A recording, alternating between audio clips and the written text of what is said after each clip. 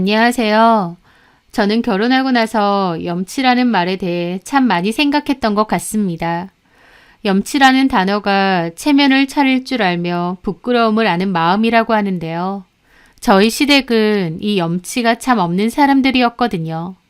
그리고 그 염치 없음에 질리고 질렸던 저는 결국 이혼을 선택하게 되었죠. 저는 살면서 나름 부모님의 말씀을 잘 듣고 살아온 편이었는데요. 딱 한 번 고집을 부린 적이 있습니다. 바로 결혼이었어요. 저희 부모님은 상견례를 하고 난 뒤 이 결혼은 안 했으면 좋겠다라고 반대 아닌 반대를 하셨습니다. 시댁 식구들도 별로고 결혼하면 제가 마음고생할 것 같다고 하시면서요. 하지만 그때 당시 제 마음으론 남자친구가 너무 좋고 결혼도 하고 싶으니까 부모님의 반대가 이해가 안 됐어요. 제 남자친구는 성실하고 착하고 본인 가족들한테도 잘하려고 노력하는 사람인데 저는 그게 책임감도 있고 의리도 있어 보였거든요. 그래서 결혼할 만한 그런 사람이라고 생각했던 겁니다. 남친네는 아버님이 안 계시고 어머님 한 분, 신우 한 명이 있었는데요. 집안 형편이 그렇게 좋지는 않은 편입니다. 상대적으로 저희 집은 아버지는 군인으로 쭉 지내시다가 퇴역하시고는 개인 사업을 하고 계셨고 엄마는 도자기 공방을 오랫동안 운영하셨는데요. 엄마 아빠 사업도 꾸준하게 잘 되는 편이고 형편에 여유가 있는 편이었습니다. 크지는 않아도 기본적으로 두 집안의 형편 차이는 좀 있긴 했어요. 하지만 집안 형편 차이 때문에 결혼을 반대하신 건 아닙니다. 오히려 그런 부분은 별로 상관없다고 하셨죠. 아버지 없이 어머니 혼자서 자식 둘을 잘 키워내신 건데 대단하시다라고도 하셨으니까요. 하지만 막상 상견례 때 만나서 대화를 해보니 이건 좀 아닌 것 같다며 결혼에 대해서 다시 생각해 보라고 하신 거예요. 남친네 집 식구들이 좀 이기적이고 예의가 없는 것처럼 보이신다고요. 특히 어머님은 기본적으로 말투도 무례하신 편이었고 또 상견례 자리에서 돈 얘기를 불편하게 자꾸 하셨습니다. 보통 불편할 수 있는 돈 얘기는 따로 하고 상견례 자리에선 그런 얘기를 잘 안 하잖아요. 하지만 어머님은 엄청 노골적으로 얘기를 잘 하셨어요. 제가 워낙 성격이 솔직한 탓에 돌려서 말은 못합니다. 연주도 다 알고 결혼하겠다 하는 거겠지만 대놓고 말해서요. 저희 집 형편 별로 좋지는 않습니다. 아들 결혼한다고 돈 보태줄 거 없어요. 얘네들 지들이 알아서 해야 돼요. 연주 너는 다 들어서 알고 있는 거지? 어머님의 말에 저도 당황해서 네, 알고 있어요 라고 대답했습니다. 그래, 네가 네 입으로 안다고 했다? 나중에 뒤에서 딴소리하고 그러지 마라. 내가 비록 형편이 어려워서 너네 결혼할 때 돈은 못 주지만 그래도 나한테 고마워해야 돼. 없는 살림에 나 그래도 우리 민수 열심히 잘 키웠다.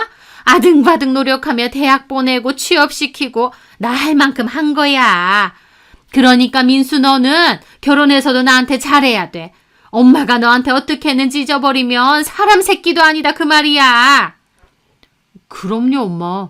알고 있어요. 그리고 연주 너도 결혼하면 우리 집 며느리 아니냐. 시댁 식구들 우선으로 잘 챙기고 또 우리 혜영이도 네 신우 되잖니. 신우도 잘 챙기고 아무리 시대가 변했다 해도 결혼했으면 여자는 시댁 잘 챙기고 시부모님 잘 모시는 게 기본이다. 요즘 여자들은 정신머리가 썩어 빠져서 지들만 잘 살면 그만이다 생각하는데 너는 그런 생각일랑 하지 말고 시부모를 내 부모다 생각하고 시댁이 이제 내 집이다 이렇게 생각하라 그 말이야. 내 말 무슨 말인지 알지? 어머님의 필터링 없이 무례한 말들에 저희 부모님 표정 엄청 안 좋아지시고 저는 그 사이에서 눈치만 보며 쩔쩔맸죠. 그런 얘기를 상견례 자리에서 저희 부모님도 앞에 계신데 대놓고 하셨던 겁니다.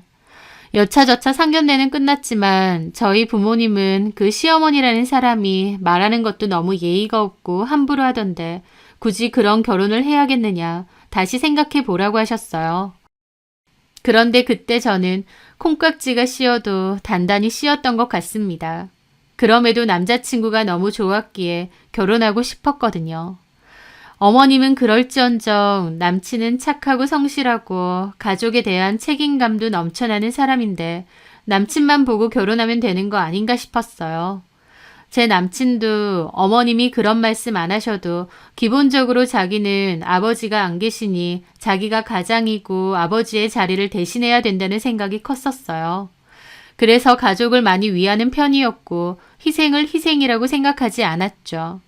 너무 효자는 피하는 게 좋다는 말도 있지만 그때까지만 해도 저는 오히려 그런 게 나빠 보이지 않았습니다.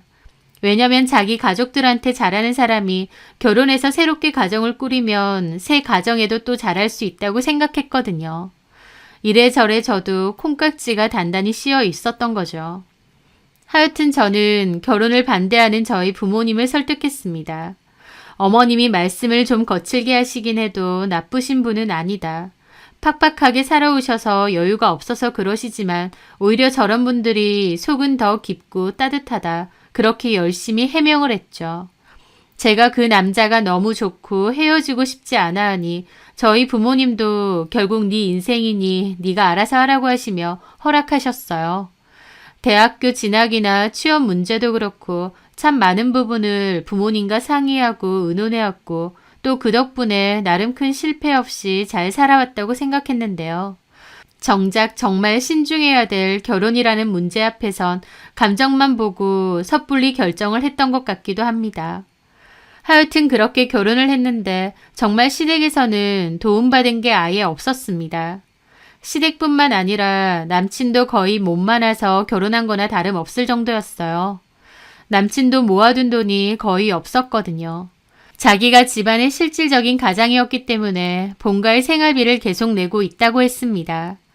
남친의 여동생도 옷가게에서 일을 하긴 했지만 여동생은 따로 생활비를 내거나 하진 않았고 본인 먹고 입고 쓰는 것에만 쓴다고 했습니다.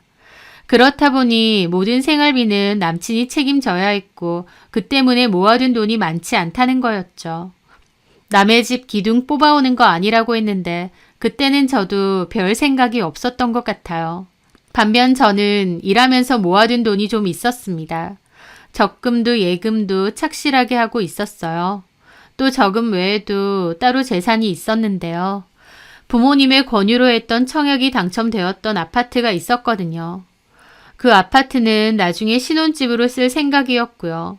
또 그때 당시 제가 살고 있던 부모님이 해주신 오피스텔 전세가 하나 있었고요.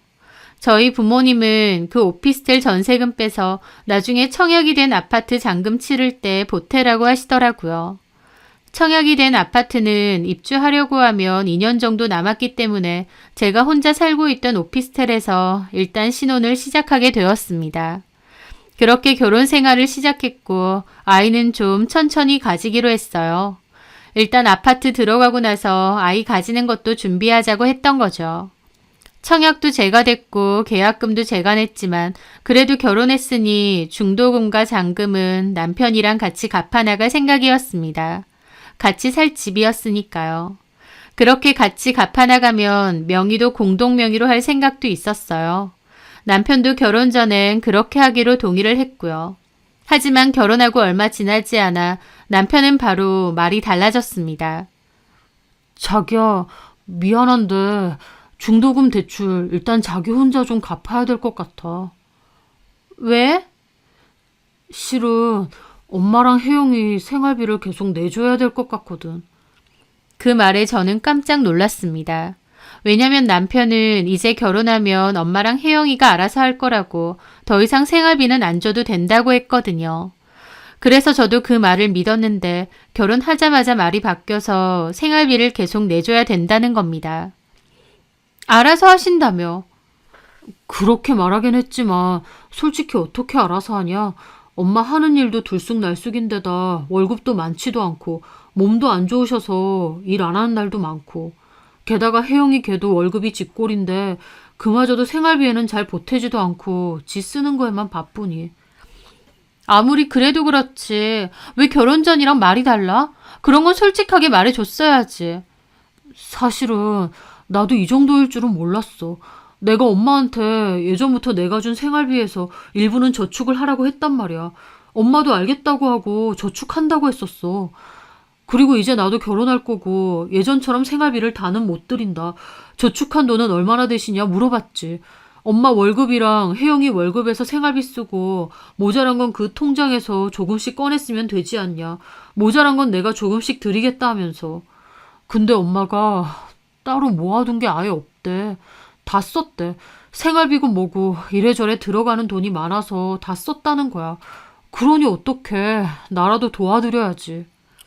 남편의 말에 저도 속이 갑갑하더라고요.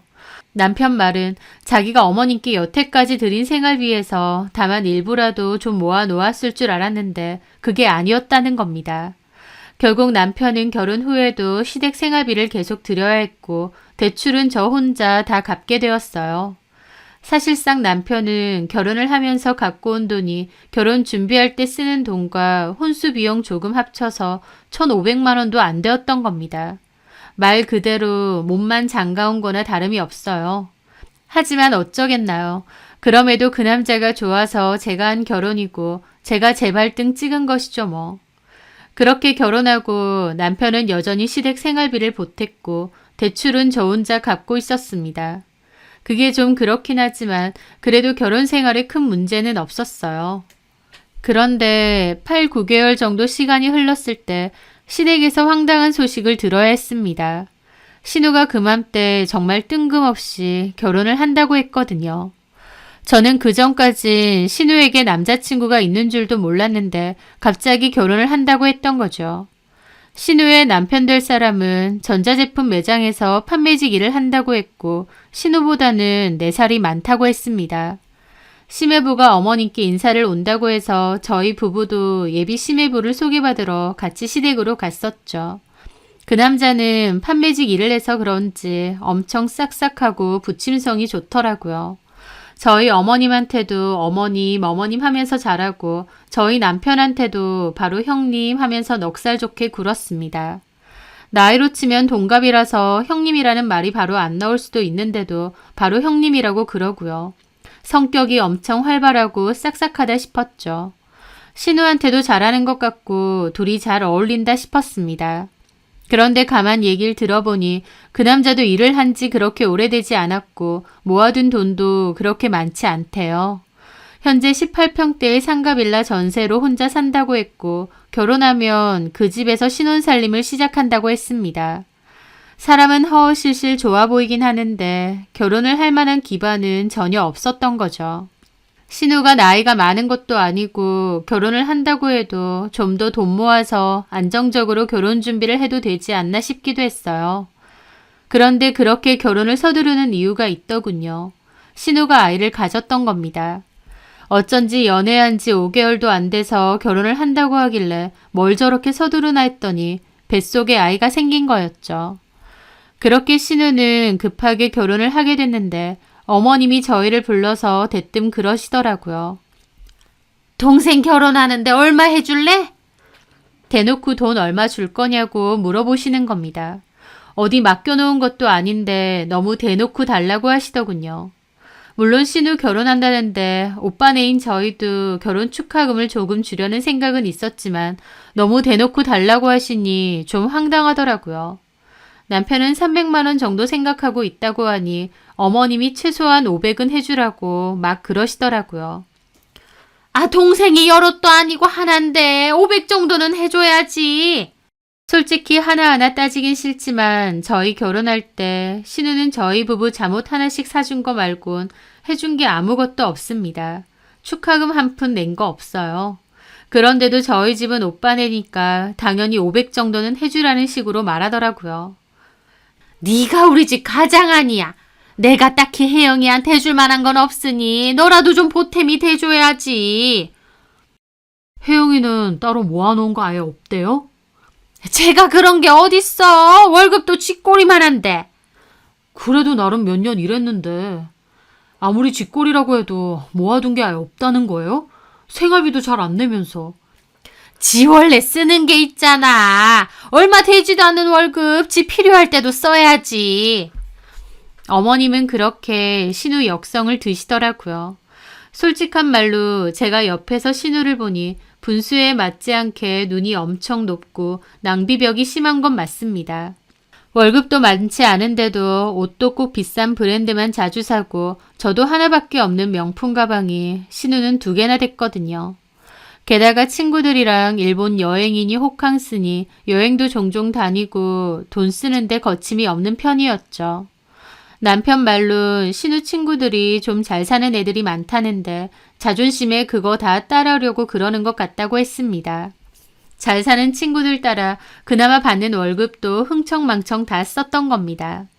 생활비도 안 내면서 자기 월급만 착실하게 모으고 저금만 했어도 훨씬 나았을 텐데 버는 족족 다 기분 내는데 쓰기만 하니 모아둔 게 아예 없다는 거였죠. 그나마 그 남자가 혼자 살고 있는 집이 있으니 신혼집은 해결이 됐고 또 그 안에 살림이 다 있으니 따로 혼수로 해갈 게 많지는 않다고 했습니다. 결국 저희가 500만 원 해주고 어머님이 주변에다 빌려서 500만 원 해줘서 1000만 원 들려 시집 보냈습니다. 그렇게 신우는 배가 더 불러오기 전에 번갯불에 콩 구워 먹듯 급하게 결혼을 했어요. 좀 어렵게 시작하는 결혼이긴 했지만 시매부가 성격이 너무 좋아 보이고 신우한테도 잘하는 것 같아서 행복하게 잘 살 거라고 생각했습니다. 그런데 웬걸 신우는 결혼 생활 1년도 안 돼서 파탄이 났습니다. 그 성격 좋아 보이는 시매부가 사실은 완전 개차반이었다고 하더군요. 신우는 결혼하고 자주 어머님 댁으로 와서 하소연을 했는데요. 시매부가 겉으로 사람 좋아 보이는 것과 달리 성격도 안 좋고 욕도 잘하고 소리도 잘 지른대요. 술 먹고 기분 나쁘면 신우한테도 소리도 잘 지르고 툭하면 결혼하면서 꼴랑 1000만 원 해오느냐고 너네 집 거지냐는 소리도 잘했다고 그랬다네요. 그러면서 구질구질한 너 때문에 내 인생까지 처박힌 것 같다며 신우한테 폭언을 많이 했다고 했습니다. 신우도 더는 못 살겠다고 결혼 괜히 했다며 울고불고 했었고 그러다가 한 번은 몸싸움도 했었대요. 신우 밀쳐서 신우가 나자빠지는 바람에 다치고 그랬던 거죠. 그 때문에 저희 남편도 열받아서 시매부 찾아가서 주먹 다짐하고 하여튼 난리도 아니었습니다. 결국 우여곡절 끝에 1년도 안 돼서 이혼 도장 찍었고 신우는 아이만 데리고 친정인 어머님 댁으로 돌아왔어요. 남편은 그렇게 이혼하고 돌아온 신우가 마냥 안쓰러운 모양인가 본데 솔직히 제 입장에선 참 속 답답한 집안이다 싶기만 했습니다. 물론 신우가 그런 남잔지 알고 결혼한 것도 아니고 가정폭력의 피해자인 건 맞지만 그냥 제가 지켜보기로는 어머님도 신우도 너무 인생을 대책 없이 사는 것 같았거든요. 어쨌든 신우는 그렇게 아이를 안고 시댁으로 다시 돌아왔고 저희 남편은 여전히 시댁이 생활비를 보태고 있었습니다. 신우는 이혼을 하고 나서 상태가 많이 안 좋아졌습니다. 혼자서 술을 먹는 일이 많아졌고 신세한탄을 하는 일도 많아졌거든요. 그래서 어머님도 걱정이 많았죠. 저도 신우가 애도 어린데 어쩌려고 저러나 걱정이 많이 됐고 안쓰럽기도 했습니다. 그런데 어머님은 자꾸 신우를 저희한테 떠넘기려고 하시는 거예요. 너네 잘 살 생각만 하지 말고 혜영이도 좀 돌봐라. 형제끼리 서로 돕고 그래야지. 동생이 이혼하고 와서 저렇게 마음 못 잡고 힘들어하는데 니들만 잘 살면 그만이야? 하면서 저희를 나무라시고 한탄도 하셨어요. 솔직히 제 입장에선 우리한테 뭘 어떻게 하라는 건가 싶었습니다.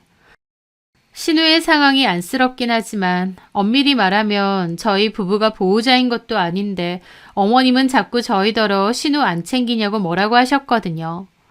솔직히 저는 왜 자꾸 다 큰 신우 뒤치다꺼리를 저희에게 맡기는 건지 이해가 안 되었습니다.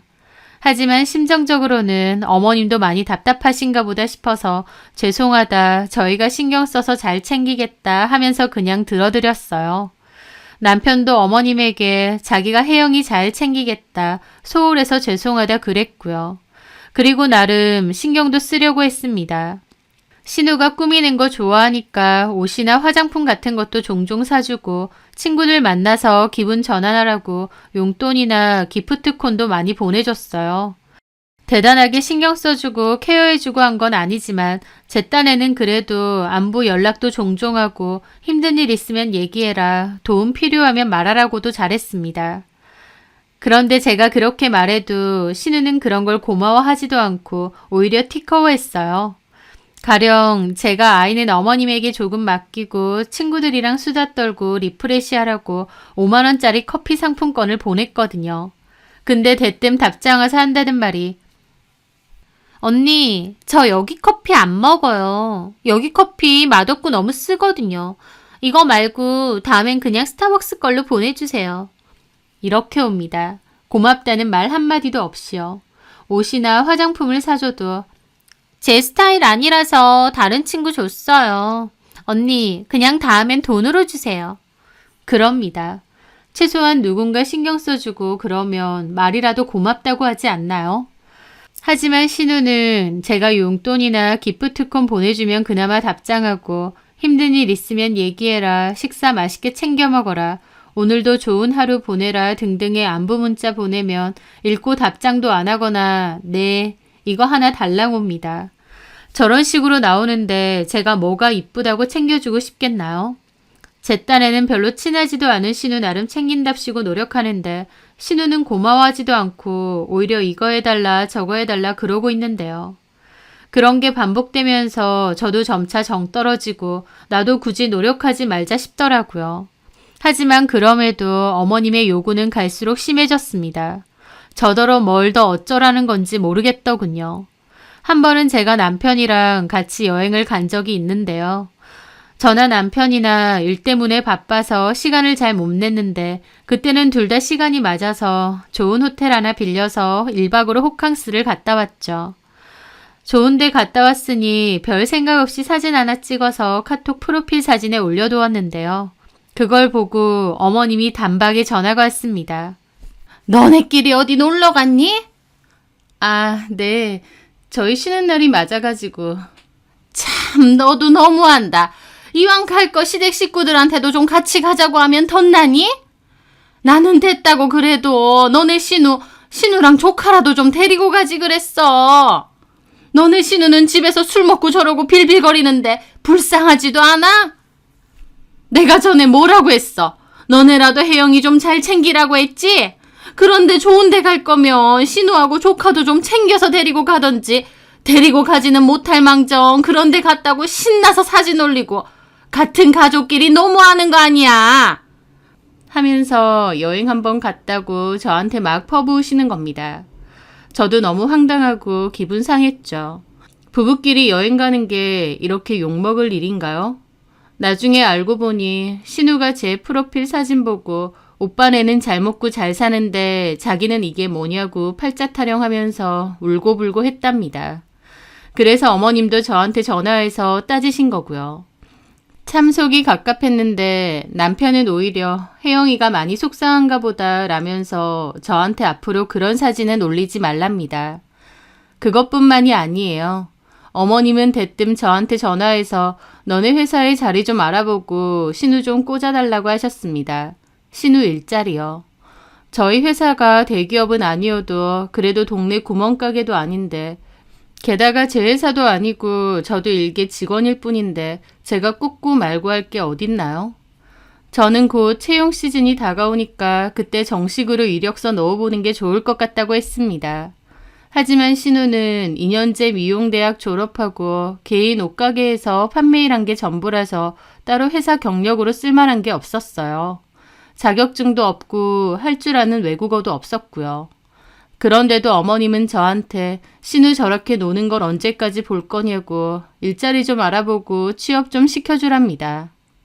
무슨 때 쓰면 다 되는 것도 아닌데 저런 식으로 나오니 저도 너무 지치더라고요. 하지만 어머님이나 신우가 대책 없는 건 그래도 참을 수 있었습니다. 제가 진짜 화가 나는 건 남편의 태도였어요. 자기 엄마나 동생이 대책 없고 염치도 없다는 생각은 안 하고 오히려 저한테 더 안 해준다고 서운해했거든요. 저더러 자기 엄마도 좀 잘 챙기고 동생도 좀 챙겨줘라. 불쌍하지 않느냐. 그게 남편의 18번이었습니다. 도대체 다 큰 어른을 애까지 낳은 사람을 제가 뭘 그렇게 챙겨줘야 되는지도 모르겠고 또 불쌍하긴 뭐가 그렇게 불쌍하다는 건지도 모르겠더라고요. 나더러 뭘 어쩌라는 거야. 솔직히 자기가 바쁘다는 핑계로 우리 집에 신경 안 쓰는 건 맞잖아. 내가 뭘 어떻게도 해야 되는데. 다른 여자들은 시댁에도 자주 가고 시어머니 안부 전화도 자주 하고 그래. 내가 안 해? 어머님 이틀에 한 번꼴로 전화하시고 우리 못해도 한 달에 한 번은 시댁 가고 있잖아. 그리고 그렇게 치면 자기는 우리 집 가? 우리 집은 특별한 행사 아니면 거의 가지도 않으면서 왜 나한테는 자꾸 뭘 하라고 강요하는데? 아, 너네 집이랑 우리 집은 사정이 다르잖아. 뭐가 다른데? 장모님 장인어른 다 일하시고 바쁘시고 또 우리가 굳이 안 챙겨드려도 어련히 알아서 잘 지내시잖아. 여유도 있으시고. 우리 집이랑은 사정 자체가 다르니까. 아니 그러니까 당신 말은 우리 집은 신경 안 써도 되고 당신 집만 신경 쓰면 된다 이거야? 아, 너는 말을 왜 그런 식으로 받아들이냐. 됐다. 그냥 말을 말자. 뭔 말을 말아. 솔직하게 하고 싶은 말 있으면 다 해봐. 솔직히 내가 모를 줄 알아? 너 은근히 우리 집 무시하는 거 아니야? 내가 무시를 했다고? 그래. 결혼할 때 내가 돈 해온 거 없다고 은근 무시하는 거 아니냐고. 내가 모를 줄 알아? 내 동생도 이혼하고 저렇게 친정으로 돌아온 것도 사실은 비웃고 있지? 너 그러지 마. 그런 거 다 느껴져. 갑자기 나한테 덮어 씌우지 마. 내가 뭘 어쨌다고 나한테 그러는 거야? 우리 엄마도 내 동생도 불쌍해 죽겠어. 평생 뼈 빠지게 고생한 엄마도 불쌍하고 기껏 결혼했다가 1년도 안 돼서 이혼한 내 동생도 불쌍하고. 그래, 그렇겠지. 당신은 당신 가족만 늘 눈물겹게 불쌍한 사람이잖아. 그 당신 가족에 나는 없잖아. 당신 가족? 그것 봐. 너는 애초부터 글러먹었어. 네 가족 내 가족 나누고 그러잖아. 그거 알아? 나는 너한테 갈수록 실망이야. 하는데 누가 할 소리를 하나요? 저야말로 남편에게 실망에 실망을 거듭하고 있는데요. 자기 가족 끔찍하게 생각하고 잘 챙기길래 결혼하면 저한테도 그럴 줄 알았습니다. 그런데 아니었어요. 남편에게 진짜 가족은 시댁 식구들이었지 저는 아니었습니다. 그걸 결혼 생활이 이어가면서 점점 더 확실히 느끼고 있었어요. 자기는 저나 저희 집에 제대로 하는 것도 없으면서 자기 집에만 잘해라 우리 가족 불쌍하다 연부를 외는 남편한테 너무 실망하고 지쳐갔죠. 그렇게 얼마간의 시간이 흘러 제가 청약이 되었던 아파트 입주 시기가 되었습니다. 저희도 오피스텔에서의 신혼생활을 청산하고 아파트로 이사를 가야 했죠. 그런데 어머님이 갑자기 제 아파트로 딴지를 거시더라고요. 바로 남편과 공동명의를 하라는 것이었습니다. 원래는 청약도 제 거, 계약금도 제 거긴 해도 남편이 중도금 대출을 같이 갚아나가면 공동명의 해줄 생각도 있었습니다. 그런데 남편은 자기 집 생활비 해야 된다고 대출금 한 푼 갚은 게 없어요. 그래서 제 명의로만 하기로 했고요. 한마디로 남편의 돈은 일절 들어간 게 없는 상황인데 그럼에도 어머님은 공동명의를 하라고 하시는 거예요. 너 그렇게 남편 기죽이고 그러면 안 된다. 이혼할 것도 아닌데 그깟 명의 남편이랑 나누면 뭐 어떠니? 내가 아예 우리 민수 명의로 하라는 것도 아니고. 어머님, 저희 집이니까 그런 문제는 저희가 알아서 할게요. 뭘 알아서 해? 공동명의 하라는데. 어머님이 그렇게 닥달하는데 남편 놈은 옆에서 꿀먹은 벙어리처럼 한마디도 하지 않더라고요. 본인도 그 말에 동의를 하니 저러겠죠. 저는 그 상황이 너무 기가 막힌데 그렇다고 저도 그냥 내내하진 않았습니다. 다른 건 다 떠나서 남편이 집 사는 데에 기여를 단 한 푼도 한 게 없는데 제가 왜 공동명의를 하란 말인가요? 제 얘기를 들은 저희 부모님도 기막혀 하시면서 절대 안 된다고 무조건 네 명의로 하라고 하셨어요. 그렇게 저는 남편에게도 어머님에게도 단호하게 내 명의로 할 거다라고 확실히 말했습니다. 제가 강경하게 나오니 더 어쩔 순 없었지만 어머님도 대놓고 기분 상해하시고 남편도 섭섭해하더라고요. 아니, 그냥 명의만 같이 하자는 건데 그거 가지고 이렇게 나와? 나 이럴 때 보면 당신한테 너무 서운해. 나하고 좀 살다가 헤어질 작정이야? 그 명의가 뭐가 그렇게 중요하다고 이러는 거야? 그 안 중요한 명의 그냥 내 걸로 한다고. 당신이랑 어머님이야말로 왜 그러는데? 톡 까놓고 이 집에 당신 돈 10원 한 장 안 들어갔잖아. 와, 네 거 내 거 따지고 그런다 이거지? 그래 알겠다. 네가 무슨 생각을 하는지. 자기 돈 욕심 장난 아니네. 하면서 토라져서 며칠이고 말도 안 하는 겁니다. 돈 욕심은 누가 장난 아닌데요. 10원 한 장 보탠 것 없이 집 반의 명의를 내놓으라는데. 그걸 보고 저도 정말 정이 뚝뚝 떨어져 나가더라고요. 내가 도대체 뭘 보고 저런 남자랑 결혼했나 싶기도 하고요. 그리고 남편이고 어머님이고 저한테 고마워하기는커녕 섭섭해한다는 게 이해가 안 됐습니다. 막말로 와이프가 열심히 벌어서 그 돈으로 아파트 장만한 거고 자기는 몸만 들어와서 살면 되는 거잖아요. 저한테 절을 하고 감사해도 뭐할 판에 저러고 나오는데 저도 현타 제대로 오더라고요. 남편과 시어머니의 지독하게 이기적이고 속물적인 모습들을 지켜보며 저는 자연스럽게 이혼을 떠올리고 있었습니다. 저희 부모님 반대에도 불구하고 한 결혼이니 보란듯이 잘 살고 싶었어요. 그래서 남편과 어머님, 신우가 복장 터지게 해도 웬만하면 좋은 게 좋은 거다 넘겼죠. 하지만 자꾸 그런 일이 생기니 저도 못 참겠더라고요. 폭력, 외도 등 어떤 거창한 사건이 있어야 꼭 이혼을 하는 것도 아니니까요. 솔직히 부부 사이라는 게 피 한 방울 안 섞인 사이고 믿음과 사랑 그리고 혼인관계에 관한 종이 한 장으로 이루어진 관계잖아요.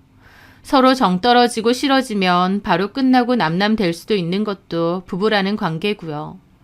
뻔뻔하고 염치도 없는 남편과 시모 때문에 정이 뚝뚝 떨어져 나갔고 바로는 아니더라도 이혼을 늘 염두에 두고 살아야겠다. 자녀 계획은 미뤄두자 싶었습니다.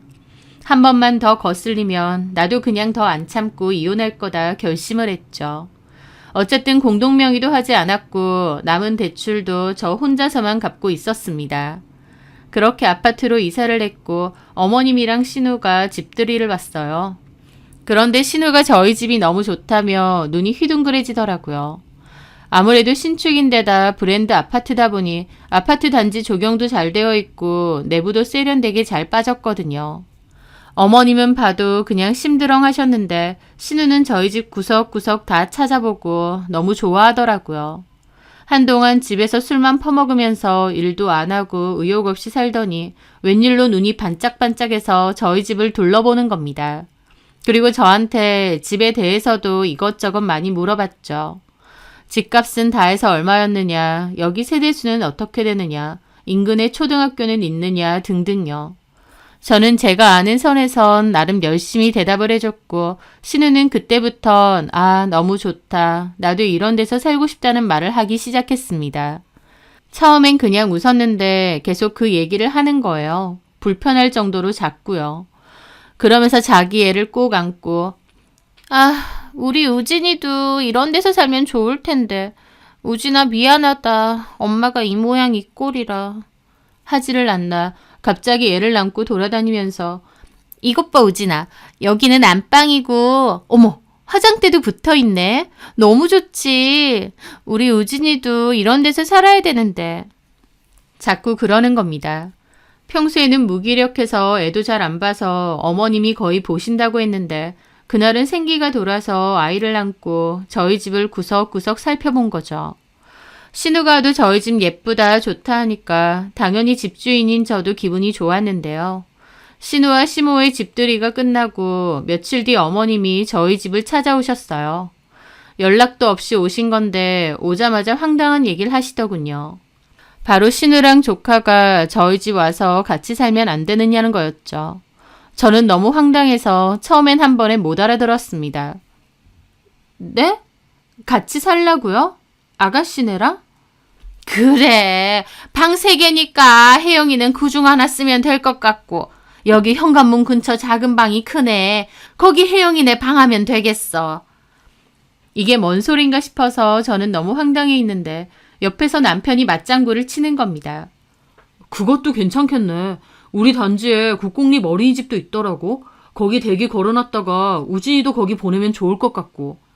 단지 안에 그런 게 있니? 아유 좋다. 딱 됐네. 너네 아파트가 애 키우기에도 참 좋을 것 같아. 하면서 떡줄 사람 생각도 않는데 자기들 혼자 계획을 얘기하며 웃고 떠드는 겁니다. 너무 황당했죠. 잠깐만요. 지금 무슨 소리 하시는 거예요? 아가씨가 왜 저희 집에서 살아요? 가족끼리 좀 돕고 사는 거지.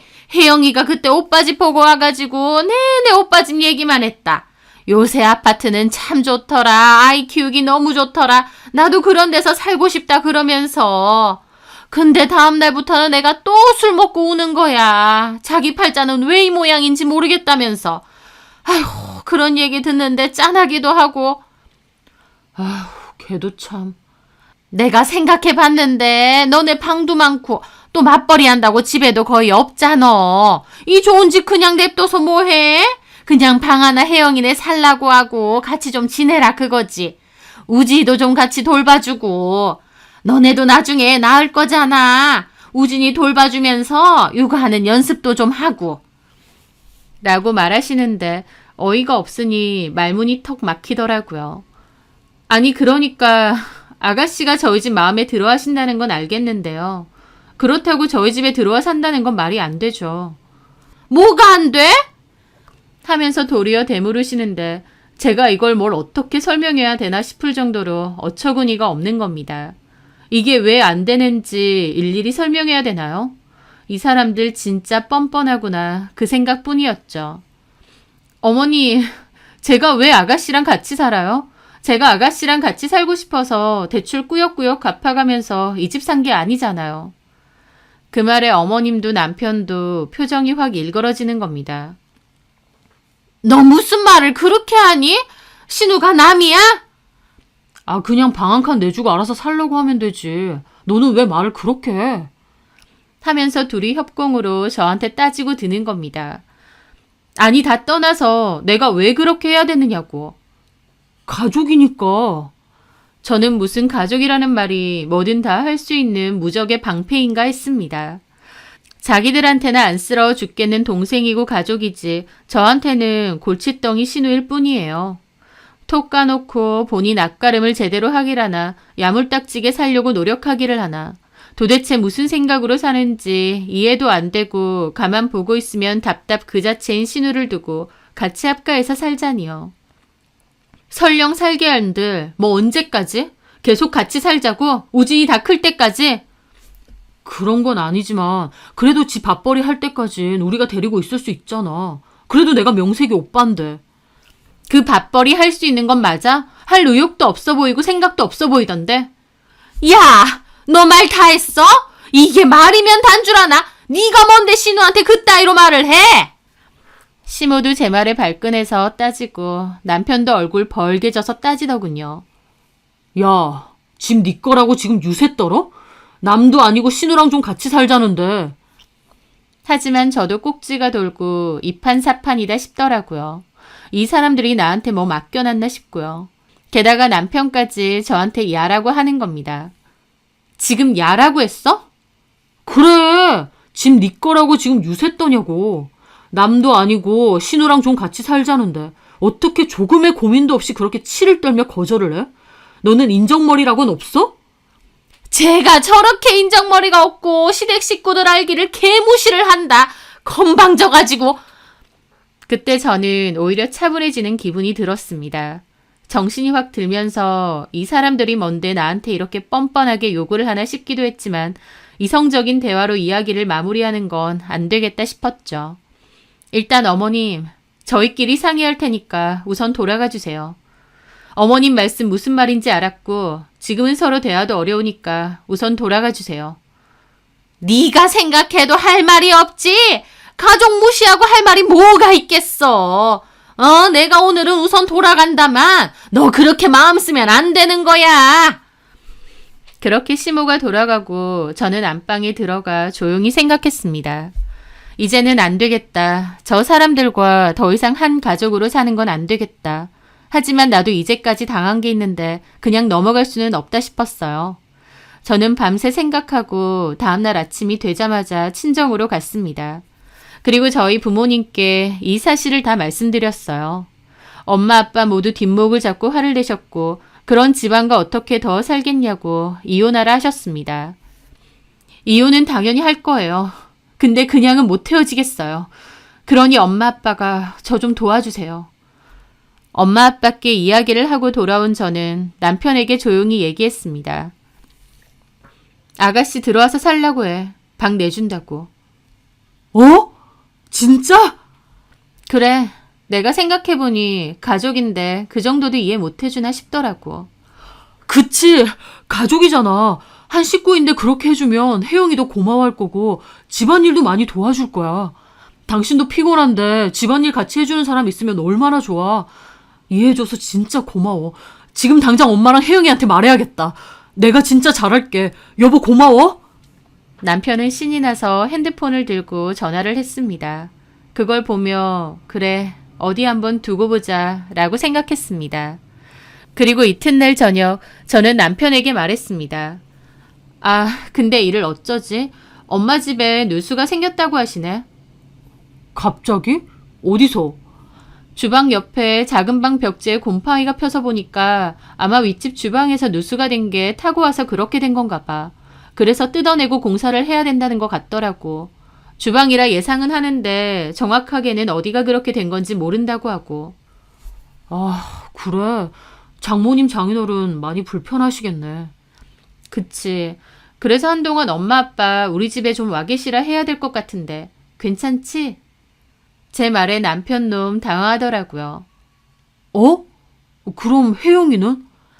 아가씨는 엄마 아빠 지내시다가 다시 가시면 오라 하면 되지. 아가씨가 당장 집이 없는 것도 아니고 뭐가 문제야.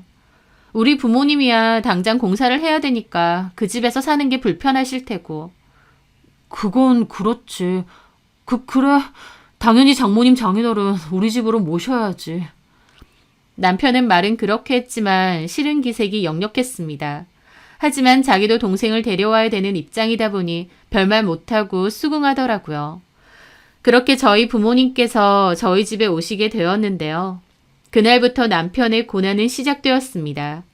아침 5시에 저희 아빠가 남편을 깨워서는 운동 같이 가자고 데리고 나가셨고 퇴근 후에는 저희 엄마가 장 보는데 무거운 것도 있으니 같이 가달라고 하셔서 양손 가득 장을 보게 하셨습니다.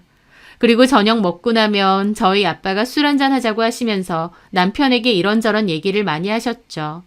군대 이야기, 정치 이야기, 경제 이야기를 하시면서 한편으로는 남편에게 남편의 역할 같은 것에 대해서도 잔소리처럼 얘기하셨어요. 안 그래도 불편한데 잔소리까지 들으려니 죽을 맛이던 남편은 정확히 15일 만에 저에게 화를 냈습니다. 물론 그전에도 저한테 툭툭 짜증 섞인 한탄을 하긴 했지만 도저히 못 버티겠다며 저에게 따로 얘기를 하자더니 화를 내더라고요. 장모님 장인어른 공사 언제 끝나고 가셔? 내가 얘기 안 했나? 그거 벽지랑 바꾸는 김에 집 전체 벽지랑 도배도 좀 새로 하고 욕실도 좀 바꾸려 하신대. 어차피 공사해서 집 못 쓰다 보니 한 번에 다 하신다네. 그럼 한 달 정도는 더 계시지 않을까? 야! 아, 깜짝이야. 왜? 정말 해도 너무한 거 아니야? 나 지금 죽겠다고. 뭘 죽어? 우리 엄마 아빠가 뭘 어쨌다고. 새벽에 일어나서 퇴근하고 나면 장모님이 심부름 시키고 밤에는 장인어른이 술 먹자고 하시고 이게 말이 되는 거야? 가족인데 뭘 그래. 가족끼리 그 정도도 못해? 나 원래 내 가족 말고는 친척도 우리 집 오면 불편한 사람이야. 하물며 장모님 장인어른은 얼마나 불편하겠어. 지금 2주 버틴 것도 나한테는 엄청난 거야. 나는 내일 간단하게 짐 싸서 우리 집 가서 지낼 테니까 공사 다 끝나면 연락해. 그때 혜영이랑 같이 들어올게. 그래, 알겠어. 그렇게 남편은 자기 짐을 싸서 아침에 출근하며 가버렸습니다. 그리고 집에 오지 않았죠. 저는 따로 남편과 시댁에 연락하지 않았습니다. 그리고 이틀 뒤 어머님께 연락이 왔습니다. 너네 부모님 언제 가신다니? 민수 씨한테 못 들으셨어요? 한 달 정도 더 계실 거예요. 아니 무슨 딸네 집에 그렇게 오래 계셔? 딸 집이니까 오래 계셔도 되는 거죠. 아이고 참 너네 부모님도 너무하시네. 사이 불편한 건 생각도 안 하시고. 아휴 일단 너 우리 집으로 좀 와라. 혜영이 가는 거랑 얘기해야 될 거 아니야. 안 그래도 곧 가려고 했어요. 지금 하는 일 마치고 바로 갈게요. 그리고 저는 짐을 쌌습니다. 남편 짐 모두요. 캐리어 2개에 가득 담긴 짐을 가지고 시댁으로 향했습니다. 왔니? 이건 뭐야? 민수 짐이야? 뭘 이렇게 들고 왔어? 일단 앉아봐라. 네. 부모님이 그렇게 더 오래 계신다고? 아니, 해도 너무하시지. 지금 벌써 2주가 지났는데 뭘 그렇게 더 계신다는 거야. 공사가 끝이 나야 가시는 거죠. 사람들 들락거리고 시끄럽고 얼마나 불편하시겠어요. 불편하기는 우리 민수가 불편하지. 애가 어찌나 힘들었는지 반쪽이 돼서 왔더라. 뭐가 그렇게 불편하대요? 당연한 거 아니야? 남의 식구가 같이 있는 건데 어떻게 편하겠어.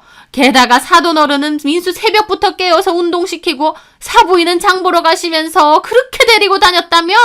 아니, 우리 민수가 무슨 머슴이야? 그렇게 말하시면 안 되죠. 가족인데 그 정도도 못해요.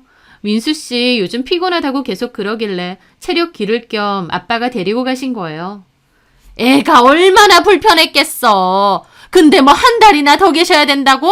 그건 안 된다 그래. 우리 혜영이랑 들어가야 되는데 언제까지 그렇게 죽치고 계실 거라니. 제 집인데 되고 안 되고가 어딨나요? 저는 어이가 없어서 코웃음이 날 지경이었죠. 어머님, 아가씨가 집이 없는 것도 아니고 그것도 못 기다려요? 그리고 죽치고 계시다뇨. 그럼 그게 죽치고 있는 게 아니고 뭐야. 다음 주라도 당장 가시라 그래. 그리고 혜영이 짐 곧 싸둘 테니까 바로 들어가게 하고. 저는 더 이상 이런 말싸움은 필요하지 않겠다 싶었습니다. 말이 통해야 말싸움도 하는 거니까요. 그래서 이쯤 하고 제 본론도 얘기했죠. 싫은데요. 그렇게는 못하겠습니다. 제가 갑자기 싫다고 하니 시모도 벙쪄하더라고요. 뭐? 너 뭐라고 했니? 그렇게는 못하겠다고요.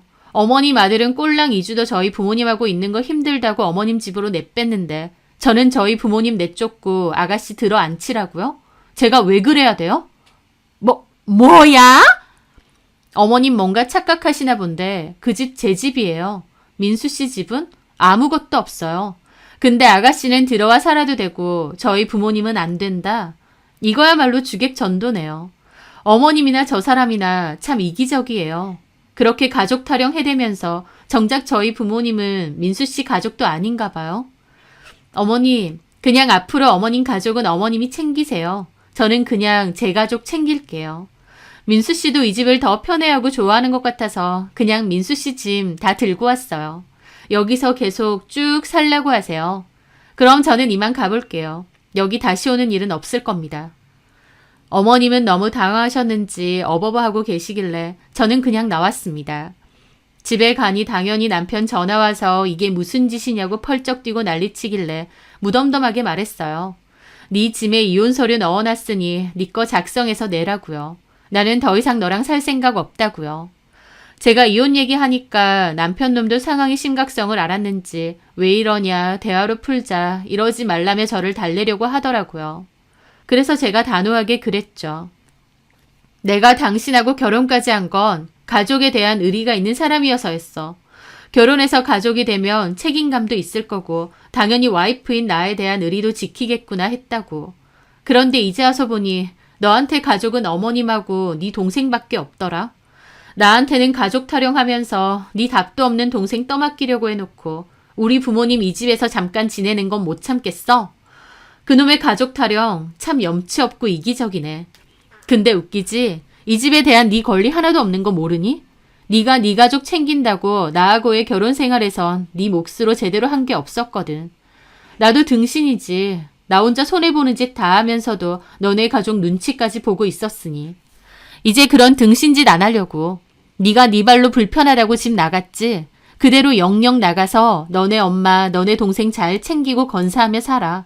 그게 너한테는 맞는 거야. 나 더 이상 너네 집 호구짓 안 할 거야. 그러니까 이혼하고 끝내자고. 제 말에 남편 놈은 절대 이혼 못한다고 개거품을 물었습니다. 남편이 순순히 이혼 안 할 거란 건 저도 알고 있었어요. 집해와 살림해줘, 돈 벌어줘, 지네 가족까지 챙겨주는 저 같은 호구를 물었는데 순순히 이혼해 줄 리가 없겠죠.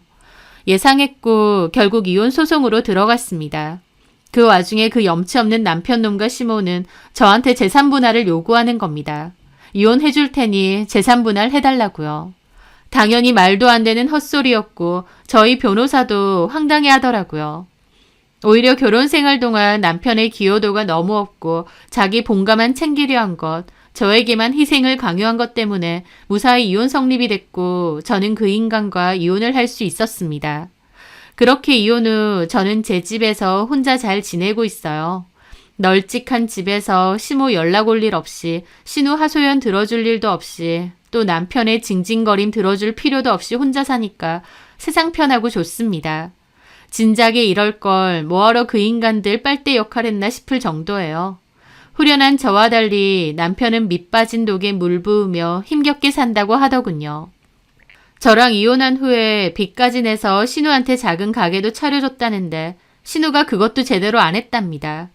그러면서 가뜩이나 없는 형편 더 힘들어졌다는 얘기까지 들었죠.